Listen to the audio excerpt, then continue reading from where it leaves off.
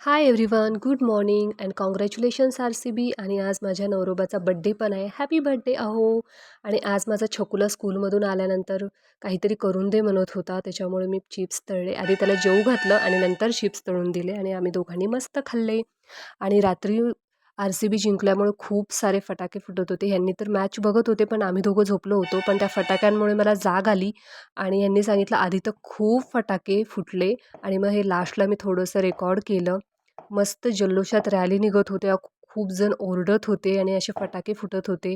आणि आज ह्यांचा बड्डे होता, त्याच्यामुळे आम्ही रात्री बाहेर खायलाही गेलो होतो. आणि घर थोडंसं आवरून गावाकडून आल्यामुळे बॅग्स वगैरे वरच होत्या, अजून अनपॅक केल्या नव्हत्या. आणि थोडंसं डेकोरेशन म्हटलं थोडंसं स्पेशल फील करून द्यायला पाहिजे आपण, त्याच्यामुळे मी थोडंसं डेकोरेशन केलं.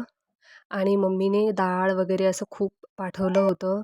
डाळ म्हणजे मम्मीने आमच्यासोबत दिलं होतं. डाळ, देठवे, थोडंसं बेसन, सर्व लाडू वगैरे असं मी एखाद्या व्लॉगमध्ये तुम्हाला सर्व काही दाखवेलच. आणि हे सर्व मी असं जास्त काही आवरलं नाही, बाजूला फक्त ठेवून घेतलं. दोन्ही सोफा आवरून घेतला आणि मग थोडंसं डेकोरेशन करून घेतलं. आणि तुम्हाला डेकोरेशन कसं वाटलं ते नक्की कमेंट करून सांगा. कारण का झेप्टोवरून मी ऑर्डर केलं आणि कारण का त्याच्यावरच लवकर येतं आणि मला बाहेर जायला वेळ नव्हता आणि मला स्कूटी येत पण नाही, त्याच्यामुळे मी बाहेर जाऊ शकत नव्हते.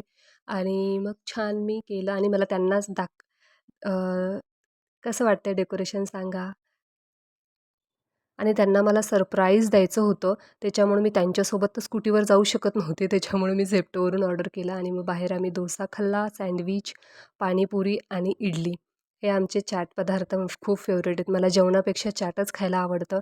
आणि सँडविच बिलकुलच छान नव्हतं. या दोघांनी ते एक घास खाल्ला, पण मला तो पूर्ण खावंच लागणार होतं, कारण का पैसे देऊन घेतलं होतं आणि वेस्ट नको वाटतं. चला तर मग बाय.